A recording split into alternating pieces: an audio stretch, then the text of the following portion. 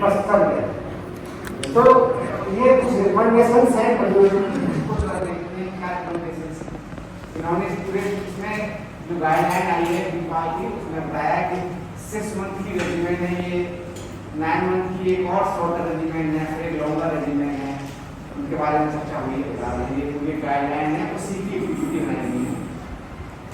तो WHO ने क्या सजेस्ट किया कि use of 6 month treatment regimen composed of the vitamin pretomanid linezolid and moxifloxacin rather than 9 month और लॉन्गर रेजिमेंट।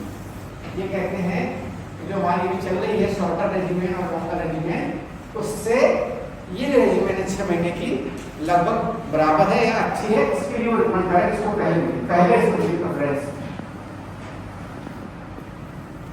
तो कौन से हमारे पास ऑप्शंस हैं? 3 ऑप्शन हमारे पास हो जाते हैं। पहले 2 थे, एक शॉर्टर एक लॉन्गर, अब उसके अलावा एक बीपाल का और हमारे पास ऑप्शन आ जाएगा। ये बता रहे कौन सी रेजिमेंट किसमें दी है। इसमें बहुत सिंपल सा है, बड़ा सिंपल मैं बताता हूँ, देख के आपको लगेगा कुछ बड़ा सा। बीपाल रेजिमेंट की विशेषता ये है कि एमडीआर में दे सकते हैं, साथ में इसको हम प्री एक्सटीआर में दे सकते हैं। तो बताया कि हमारे पास 3 रेजिमेंट है, 6 मंथ बीपाल है, 9 मंथ की शॉर्टर रेजिमेंट और 18 मंथ की लॉन्गर। तीनों में कौन सी कुछ किस्में होते हैं? तो पहला हमारा एमडीआर है, एमडीआर में पूरे हो सकते हैं, अभी दे रहे शॉर्टर देते हैं, लॉन्गर देते हैं और ये भी देते हैं। प्री एक्सटीआर में लॉन्गर तो दे रहे थे पहले, अब बीपाल भी दे सकते हैं। क्यों दे सकते हैं? तो इसके अंदर हम इसमें फर्क क्या है? जब सेकंड लाइन एलपी में एफ रेजिस्टेंस आता था तो शॉर्टर नहीं देते थे, लॉन्गर देते थे, लेकिन यहाँ पर कहते हैं बीपाल में मॉक्स रेजिस्टेंस भी दे सकते हैं, इसलिए इसको हम प्री एक्सटीआर में दे रहे हैं। एफटीआर में केवल लॉन्गर देते हैं। ऐसे आप आते पल्मोनरी में, तो जो एक्सटेंसिव पल्मोनरी टीबी थी उसमें हम बीपाल दे सकते हैं। All type of pulmonary TB में हम एमबीपाल दे सकते हैं। पहले ये नहीं था, शॉर्टर नहीं दे रहे थे, लॉन्गर दे रहे थे पहले। एक्सटेंसिव दोनों तरफ था ना, शॉर्टर का एक क्राइटेरिया था, इंक्लूजन एक्सक्लूजन था, बच्चों की एक तरफ कैविटी हो, बड़ों में दोनों तरफ कैविटी हो तो हम शॉर्टर नहीं देते हैं, पर ऐसा इसमें नहीं है। इसमें हम बीपाल दे सकते हैं एक्सटेंसिव। ऐसे ही एक्स्ट्रा पल्मोनरी था, शॉर्टर केवल दे रहे थे लिम्फ नोड में और सब में नहीं दे रहे थे। इसमें क्या सब में देंगे, 3 में नहीं देंगे, सीएनएस में नहीं देंगे, बोन टी में देंगे एंड ये इसका मतलब आ गया। बस अंतर क्या है? बीपाल हम मोर देन 40 ईयर में दे रहे हैं, शॉर्टर लेस देन 40 ईयर में दे रहे हैं। अब इनकी डोज, तो इसमें 4 दवाइयां हैं, सबको मालूम है, बी पार M.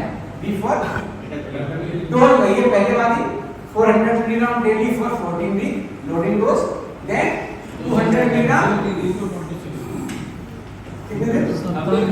22 week, 3 times it not alternate, 3 times, सोमवार बुध शुक्र, ऐसे आप करना है। ये अल्टरनेट नहीं है, ये एक और एक्स्ट्रा संडे छोड़ते हैं। 3 टाइम्स से वीक 200 मिलीग्राम, ठीक। दूसरी है प्रोटोमिनेंट, 200 मिलीग्राम की एक गोली है, रोज भाई एक टैबलेट डेली 6 महीने के लिए। लिंगोलेट 600 मिलीग्राम डेली एंड मॉक्सिफ्लोक्सासिन 400। इसमें फायदा क्या हुआ? जो ड्रग्स का वॉल्यूम कम हो गया शॉर्टर से। वहां 7 दवाइयां थी, यहाँ पर 4 हैं, एक टैबलेट 3, इसकी 2 टैबलेट, तो कुल 5 टैबलेट करनी है। तो इससे क्या हुआ? मरीज के ऊपर जो दवा खाने का लोड है वो कम हुआ, आप लोगों को हैंडलिंग करने हुआ, लॉजिस्टिक कम हुआ, लिखापढ़ी कम हुई, रखना आसान हुआ, प्रोसेस लिखना आसान हो जाएगी। और फायदे क्या क्या है? साइड इफेक्ट्स तो स्वयं बात हुई सर ने दिखाया था, ग्राफ दिखाई जा रहे। साइड इफेक्ट कम है, मरीज की दवाई छोड़ने की जो दर है वो कम है, मॉर्टेलिटी कम है, सक्सेस रेट ज्यादा है, साइड इफेक्ट्स कम हो रहे थे, और प्री एक्सटीआर भी हम इसको दे सकते हैं।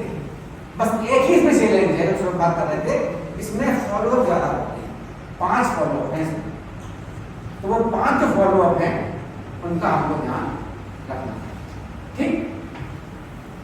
अब इसमें हुआ है कि जब एक दी गई रेजिमेंट तो तरह तरह की रेजिमेंट दी थी, 3-4 एक स्टडी में दिया था 1,200 मिलीग्राम, एक ने दिया 600 मिलीग्राम, एक स्टडी में शुरू 9 वीक 600 और बाद में 300 मिलीग्राम, एक में 13 वीक 600 बाद 300, ये कई स्टडी थी।